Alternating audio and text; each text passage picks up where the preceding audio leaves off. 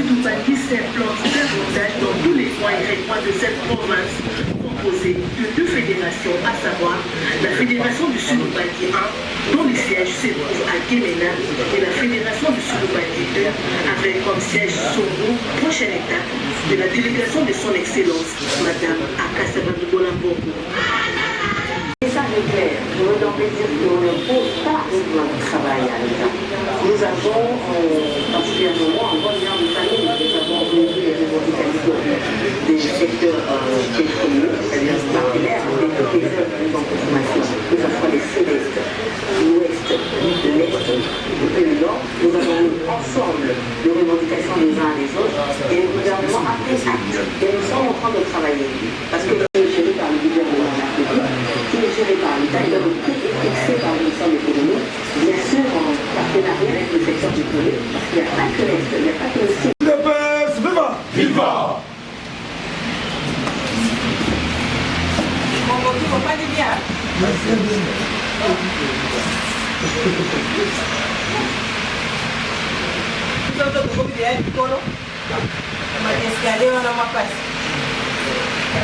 Merci. Badata, Maman Bandeko, Bote Nabiso. Voilà. Lélo, les aliments échangent entre un communicateur qui a une presse, mon corps il y a 4, il y a une presse, Maman Akassa, Bandeko Lambo. Alors, pour les amis de Kolomate, après, l'hymne national est parti. Pour le cas, tout la vino, moi, Madame Oyo, Maman Akassa, Bandeko Lambo, ou Azali 4 il est presse, à Messan pour ça la paix à Sali, na Sidi ou Bandi Makambi, Nene, na compte il y a une presse. Après, wana, pour couper sa maman Maloba, maman a voulu bander, il y a pour solo na bino, na mai o Azali na Mboya Koloba, payer peu à Koloka, pour na Koyo Kabino, Oyo Boye na Yango, le Kola Mbela. Sans plus tarder, tout ennemi, tout couper sa presse. L'Union pour la démocratie. L'Union pour la démocratie. Les progrès sociaux. Notre parti libéral.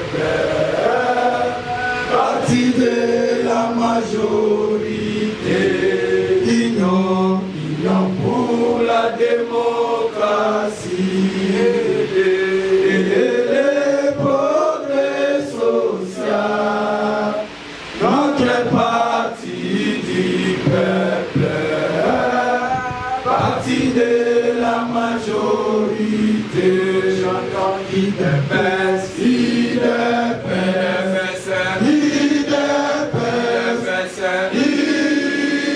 la liberté des pouvoirs, ils sont l'émanation du peuple.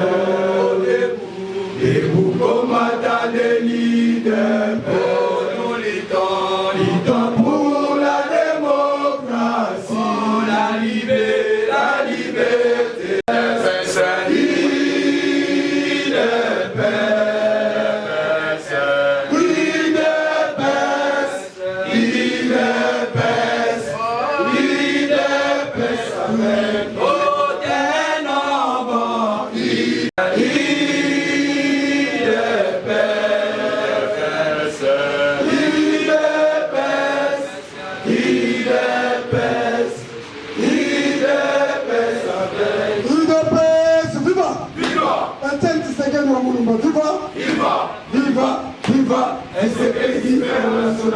Félix le président de la République, le peuple d'abord. Lumbe. Lumbe.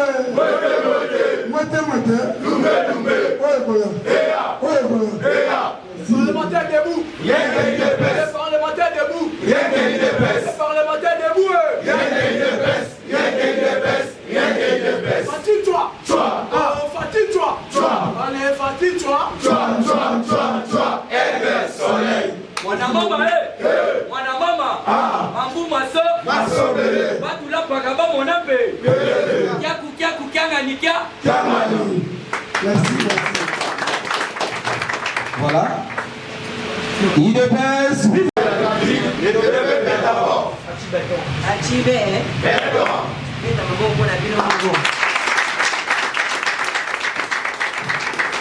En tout cas, chers amis, je suis honoré de vous recevoir. Malheureusement, nous avons un bureau, la plutôt de Zouaki, mais ils ont un kaka, nous avons un kaka pour ça, malé, pour la place de Yoka Nakaya, Mokoto Kutanaka, Koto Solama, ma capitaine Mboka un peu parti. C'est important, ma classe. Les lots, en dehors du ministère de l'économie, j'ai lancé une fondation qui soutient les actions du président. On a tout reçu peut-être dans ma partie, particulièrement. Mais avant, il y a un commun que le président est un homme seul. Il se bat dans tous les fronts. Il faut biso baoyo. Bana eu de presse. Tout est les matos soutenir. Mais comment soutenir le président? Parti pour les gars, Gérard Kiamo. Alors nous, on s'est lancé dans ce que nous, on va commenter tout à l'heure, en quelques minutes, hein, parce que sinon on va perdre vraiment plus que 2 heures ici. Autant la même activité que ça qui soutient le président. Information dans le Sabino que les partis n'existent pas au grand développement. La Sidoubangi, 0. Dans on a Kekuna, Dieu était avec nous. Qui se gagne dans le monde, rapidement. Makambo Italie, Makambo Italie parti. Parti, on est là, Bissonio surtout. Là, le bar toujours, nous avons Samoninga. Parce que par Oyo, parce que la Bisso parti, on va susciter. C'est que la Bisso parti, nous avons le devoir, il y a aussi que la banane à Bisso, et banane à Bisso, parce que la banane à Bango. Est parti au éthique à la libella. Et donc aujourd'hui, pour moi, c'est une occasion de solo. Mais avant de solo, très rapidement, d'ailleurs, on a un rendez-vous avec des collègues à 16h, donc ça sera très rapide. Les gars qui sont à la confiance, toujours bien, toujours là, toujours solo là. Je ne sais pas comment il va faire pour le protocole, il va faire un peu comme on va dans les gens pour traiter. Donc, si tu peux les appeler, hein, on va faire la rapidement parce qu'on est en cours derrière le temps. Donc, je voulais qu'on essaie un peu de parler entre nous, maman, Baï de Bess, infiltrage à Raquet. Donc, je sais que nous sommes enfants d'une seule famille.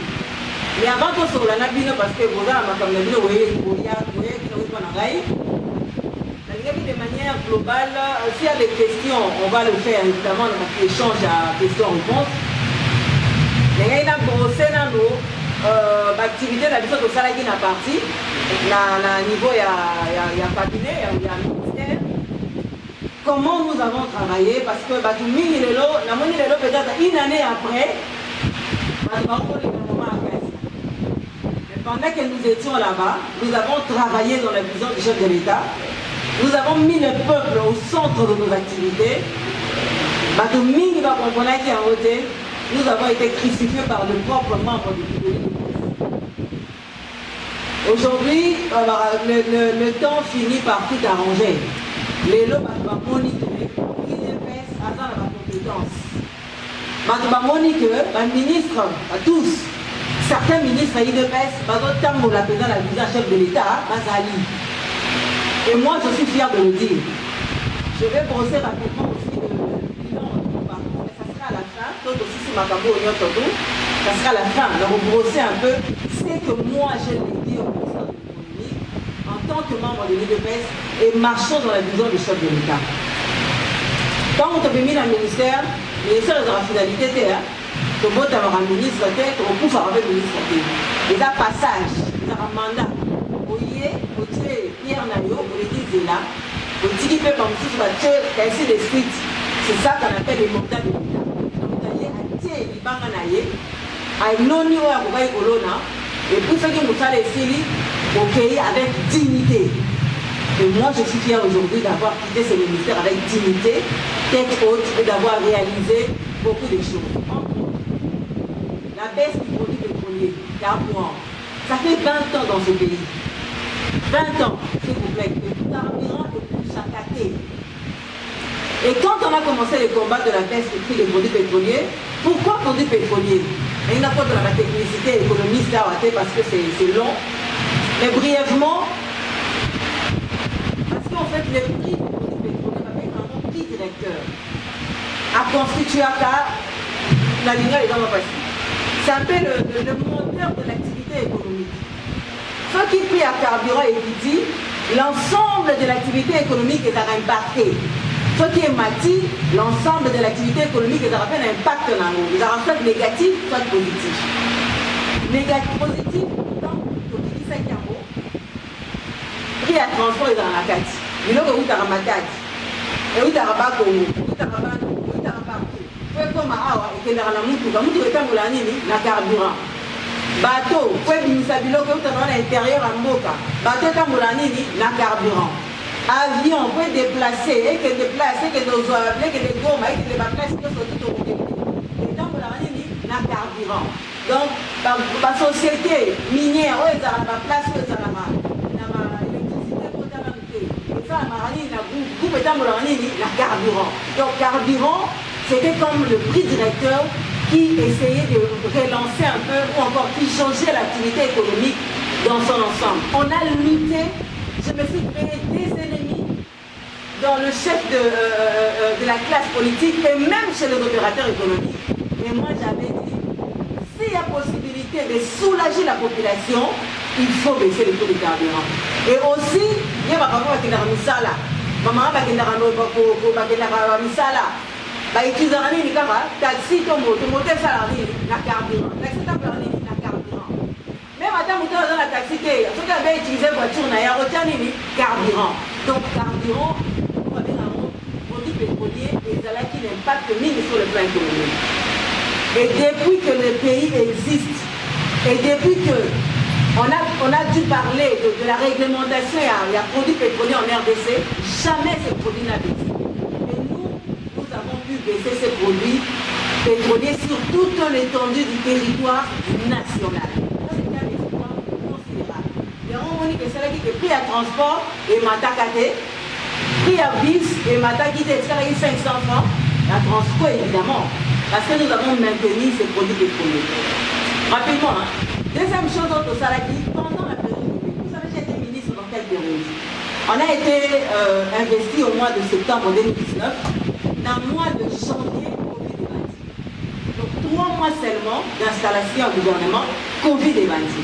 Et Covid, c'était une crise sanitaire qui s'est transformée en crise économique et faire chuter l'économie à ma casse, comme les États-Unis, la Chine, l'Europe, avaient flopé sur le plan économique. Il y a eu des contractions sur le plan économique au niveau mondial à cause de la crise sanitaire. Mais malgré cette crise, nous avons maintenu les prix sur le marché.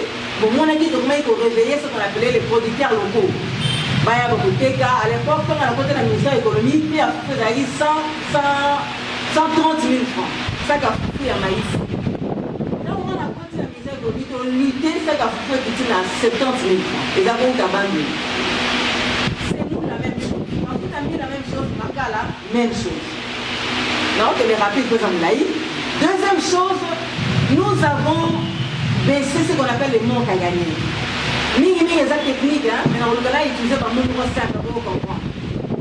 Les manques à gagner, les alliés, depuis 2014, les ministères de l'économie avaient accumulé généré par les sociétés pétrolières. C'est-à-dire quoi? Ceux qui prient à carburer Mati.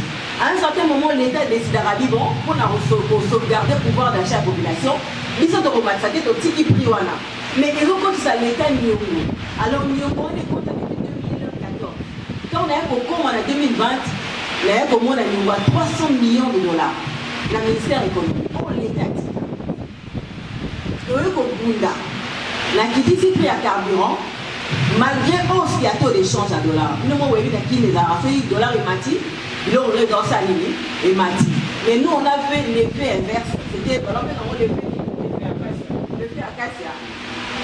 Ils ont dollar et mati, mais ils ont aussi ligne et kiti. C'était une vraie technicité, mais aussi la main de Dieu. Au-delà de la main de Dieu, c'est aussi la rigueur dans le travail. Maman qui a gagné le coup 300 millions. Kobimanga la bimaki la ministère de l'économie dans l'espace il y a moins d'une année, to baisser en haut la direction qui avait près 50 millions.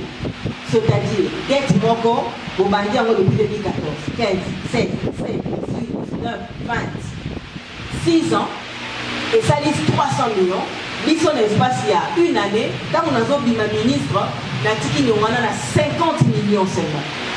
Et puis, ce qui est important, c'est qu'il y avait un 75 millions de dollars pour le ministère de l'économie à Salaki par le mécanisme de mutualisation de volume. C'est trop technique, hein, je ne vous ai pas le détail. Mais l'État a bénéficié même pas $1 sur les 75 millions de dollars. Généralement, on a 0 € parce que ce sont des choses très techniques. Il faut un peu de formation pour y aller. Toujours, c'est la partie invisible de l'iceberg. Tous les ministres de l'économie qui sont passés, augmentant manque à gagner. J'étais la seule ministre à aller prendre l'information qui a baissé le manque à gagner des sociétés pétrolières.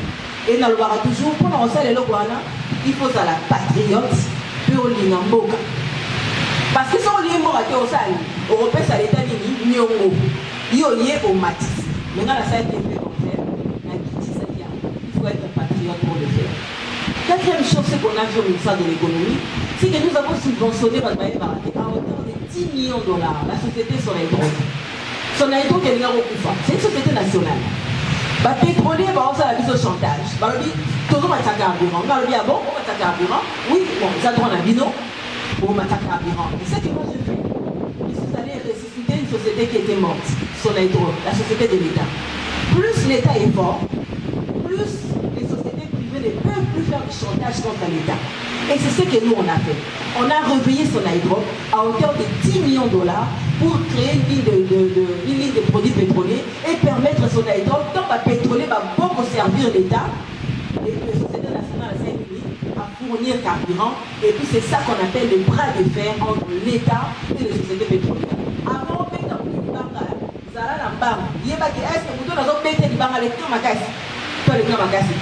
alors, on est allé d'abord ressusciter Sonaïdro, la société de l'État. Quatrième chose, c'est qu'on a trouvé le ministère de l'économie avec un volume. Le volume de mise en consommation. Volume de mise en consommation, quand on a un ministère de l'économie, on a plus de 30 000 mètres. On a pourquoi volume la vie maternité. Or, volume, on a permettre à l'État à quitter sa prix à carburant. Et ça ne va pas citer, hein. Il faut jouer sur le paramètre. Ils sont total volume depuis 10 ans et tu as 30 000. Or, il y avait beaucoup de fraude. On a augmenté le volume de mise en consommation pour la première fois de l'histoire du ministère de l'économie à 53 000. Il y a un monarchie, répercussion positive là-haut, et Zalaki baisse il y a produits pétroliers. Donc il y a eu beaucoup de choses que nous avons fait. Nous avons maîtrisé les prix sur le marché, bien que le taux d'échange était élevé. Et nous avons également, en tout cas, la liste est exhaustive. Si vous regardez ça dans les notes, c'est quelque chose qui est vraiment au niveau rapidement, mais c'est quelque chose de patriotique qu'on a pu faire au ministère de l'économie. Ce qui était malheureux, c'est qu'on n'a pas eu beaucoup de soutien, parce que vous savez, sauf mon ministre Moko, a choisi par des opérateurs économiques pour toute la question. C'est que Azoli Anaba. Nous sommes au monument, c'est que Azana peu. Et donc, il faudrait que chaque fois que nous voulons taper sur le nôtre, il faut y avoir information, na sauce na ma bastion et ma partie politique au Bolivia. Le problème est d'amis. Te belé, baye, barou. Sali le côté pendant autant d'années. Ils ont été là pendant longtemps, ils n'ont rien fait. Alors, quand Ekoki maintenant va faire sa chance dans UDPS. Mais UDPS pour ça, Toteli. Voilà pour ne pas monopoliser la parole. Maintenant, si tu peux lancer des images, tu vas dans tout ça qui est l'Inca. Et puis, tu es dans tout ça qui est l'Équateur. Où nous avons réveillé le parti. Les partis là-bas, évidemment, président. Moi, le président de la République, nous avons fait beaucoup de choses pour redynamiser le parti là-bas. Pour la retiré des fichiers à président partout là-bas dans la province. Il y a miné les pancartes à miner. Les leçons qui sont à Québec, la pancarte pour mener à président Félix, c'est moi qui ai placé ce pancarte là.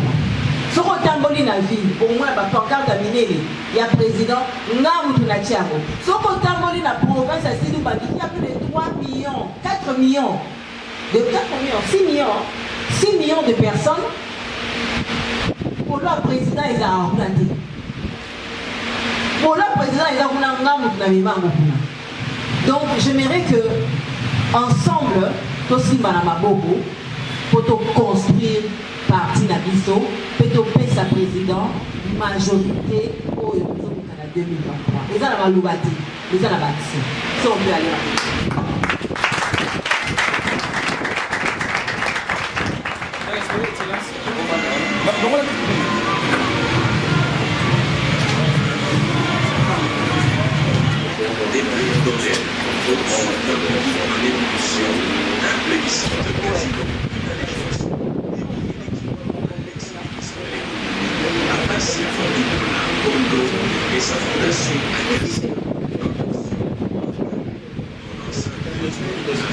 awa toza na indika eza na indika rendez-vous oyo idps na mama akasia bandeko na mbongo ndenge mobilizaki mpona stop tribalisme.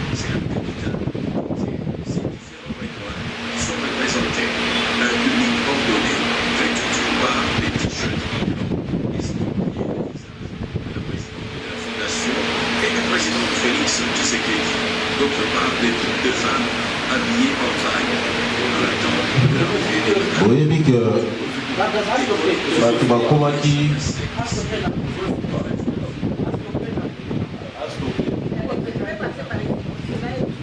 ozomona bamembre ya fondation bien identifié.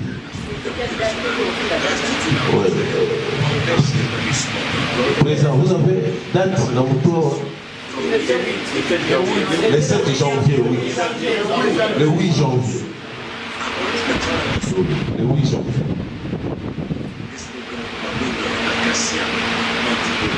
Et du président qui s'est dit, des sujets spécifiques, un séminaire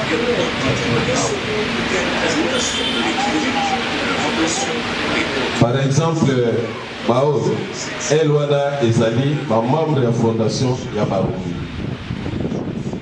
Dans un réflexe.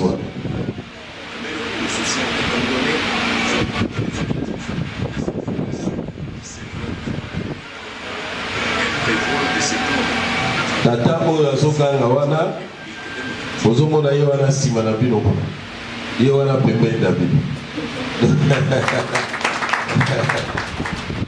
Voilà.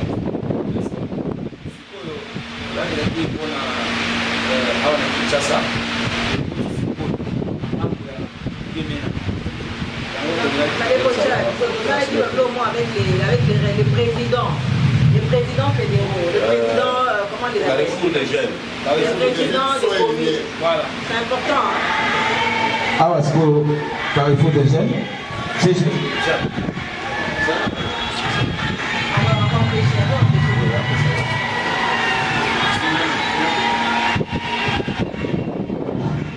voilà. Oh, et ça là qui rencontre, il y a ma président communaux, il y a fondation, donc comité communaux, il y a fondation. Vous voyez bien, awa jusque là, maman a salé les nanos, efficacité au mono, maman a salé les nanos district Mongo. Par quoi nous sous ces antennes à poser là. Aussi pour réception, il y a un cadre. Non, pas de membres. Ah, membres de santé. Donc, un cadre, un comité communaux. Présidente de la fondation dans la salle Carrefour des jeunes amateurs.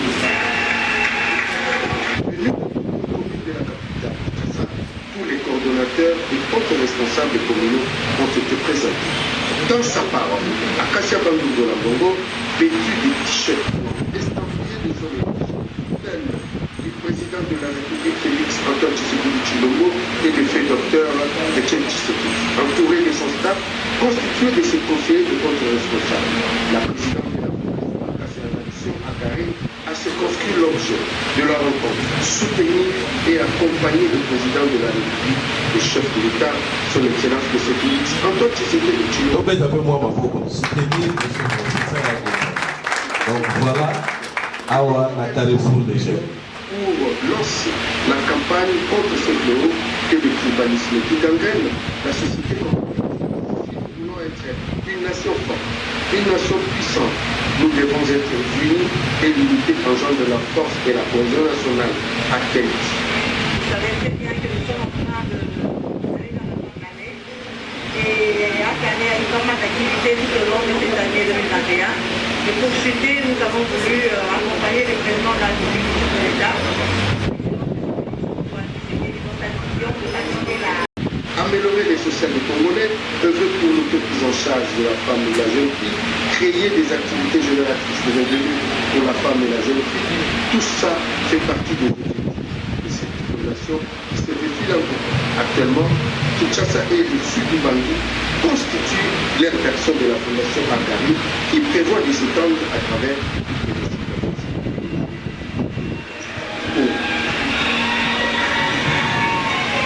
Voilà, après Oyo, toujours Kendesikoyo na Équateur. Avant Yango, Maman Akasa Tidaki moi équipe na Liboso, équipe naye, au diable officiel chef de l'État, na m'a commandé au PSA Bloco, la partie de FIDEPES, comme réfugié, au PSA le drapeau, il y a UDPS, la partie Kuna, parce que Kuna, partie et au moment où les athlètes dans l'équipe pour la partie tout la qui est aussi appelé à l'adhésion massive de la population au parti de Félix Antoine Tshisekedi. Voilà, je crois que tu continues l'image. Après l'image que tu as là, il y a un cadre. Les acquis de la réception, la salle il y a un cadre, mais tout de l'équipe. Alors, Awa. Et c'est qui maman a quitté le Bolamusa, n'est pas parti la suite au pays.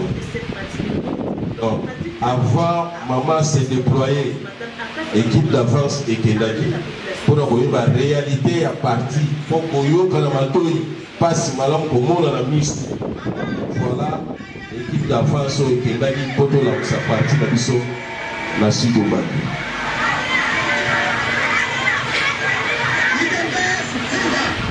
Nenge maman lobaki tokenda kuna ni drapeau à parti des alakate ni effigie à chef de l'État des alakate et maman s'est déployée pour le matériel wana ekoba batu nyonso même bana mike bamona président ata na photo bamona drapeau ya parti na biso ndenge ezalaka.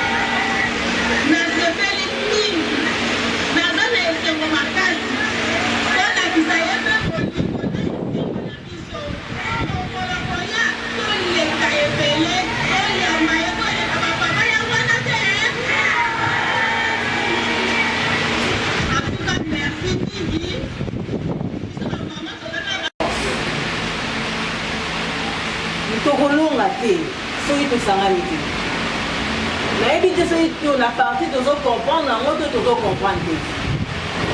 ils ont même une idée à fondation, la dimi à fondation, parce que la partie on nous bloquait, comme on nous a bloqués dans le parti. Qui savait que moi j'avais la capacité de mobilisation comme ça? Car personne. La partie, ce qu'on va bloquer. Ce qu'on va bloquer. Vous savez, dans la poste de la polémique, parce qu'il y a aboutir, les mêmes parties peuvent les lots, peuvent aboutir les lots au Moroté. Vous allez démarche la bino bien, Sylvain Moutombo, c'est un garçon bien, avec qui Toyo Kanara toujours. Même des moments directoire, les salami, les lots, comment directoire, mais il fallait soutenir les directoires. Pour soutenir Bateau Kamba Parti. C'est ça notre rôle. Toka Boanate, Toka Boudate. Les hommes passent, les institutions. Naï de pèse, Toye Bani. Akuya pe, Toye Bibango. Ba ope ba yeka apana ba poste Toye Bibango. Ba ope ba yeka wela ka ba miet Toye Bibango. Mais le coup la biso ne sont sangal parce que la biso se fanja mutu moko te au malanga zagawa azala ka juba osala ba les 13 parlementaires ba signer lettre na bango azate biso no toya biso nyoso toya président Félix ne tolobaka ya te boye ba botenge na kati abota magi na mesa ka tomelete le temps ba ngotama ya zaki ta oui de besoin de ya zaki déjà na kati mais la plupart de nous tous nous n'avons pas signé la lettre de 13 parlementaire. Pas père fondateur, on va signer qui a cité, bâti qui est son héritage. Mais nous devons gérer cet héritage avec amour, avec abnégation, mais aussi pour se soutenir les uns et les autres. Vous savez, notre pays est grand. Mais on a peiné là-bas. Pour contre la territoire, on a il y a un moment où tu tamboli de 16h jusqu'à 3h du matin. Nous, tout ce qu'on fait là, donc vraiment, c'est parce qu'on aime ce qu'on fait. Et non, nous la main, ça ne sert à rien, tout le monde. Nous, tout le monde a ça, le principe, on va rester. Il faut tous ébeler pour que sa président majorité en 2020. Je fais partie de la diaspora. Alors, Tomoni, Libanda Yamboka, comme si, parce que l'on a mis son Gilles, dans l'initiative pour les acquittés au Makassi. Mais c'est plus à l'intérieur. Mais UDPS, dans Libanda Yamboka, on ne sent plus vraiment force à UDPS. Moi, je suis de l'Afrique du Sud. Maman Akassia a outakipé Libanda. Mais depuis 2 ans pour voir comme si Libanda Mboka, en tout cas, l'UDPS ne fait reconnaître la chute vers la chute. On va dans la chute, chute. Alors, qu'est-ce qu'on peut faire pour la totale de ça, UDPS, dans Libanda? Parce que l'homme de ceux qui lui déployait que. Et ça, les lions sont tout pour vous savoir. Bon, on a dit que maman Akassia, moi, on est solo UDPS. Qui était à la recherche d'un leadership politique charismatique.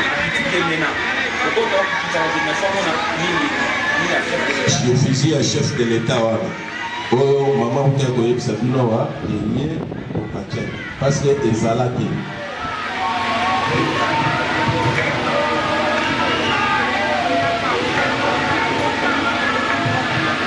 Président, marcher, ça a combien de kilomètres? Tu n'as lié à midi.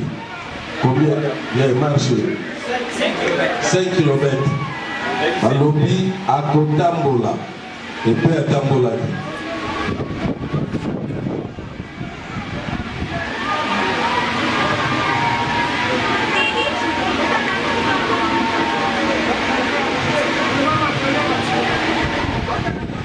Une procession de plusieurs kilomètres s'en est suivie à la suite de notre voyage. Vérité, moi, on a volé Sabino, à part drapeau de Bissou, au moment où on a drapeau, par exemple, MPR, au moment où on a drapeau Mogobo, et là, on a vu Zawanate. Des personnes ont un drapeau, il y a une manifestation, il y a Batubaya, il y a un logo type pour appeler ça, mais, besoin qu'il y a un mot pourquoi? Parce que, Foulou et Yakiawa, les Arabes qui foulou bien structurés. Les Arabes, ils ont dit que, oh, il y a des oh, au communal, au président, donc foulou bien structuré. Alors, on a dit que dans le drapeau, bazala qui est ici, il y a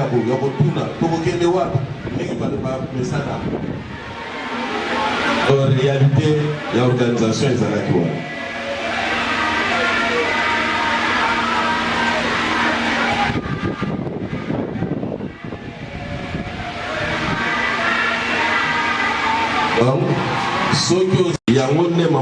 lobawa esengeli tozala na volonté ya koaccompagner chef de l'État.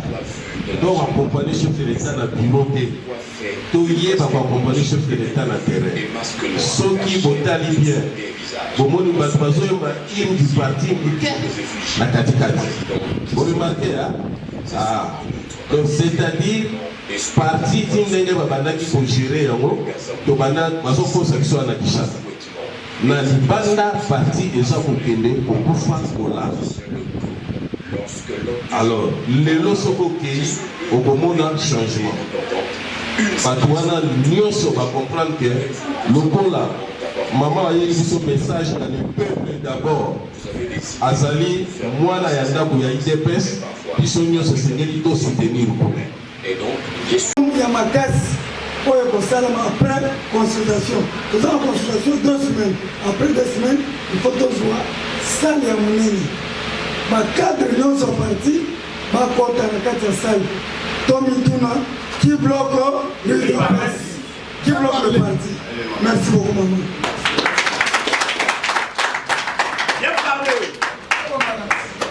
Les démarches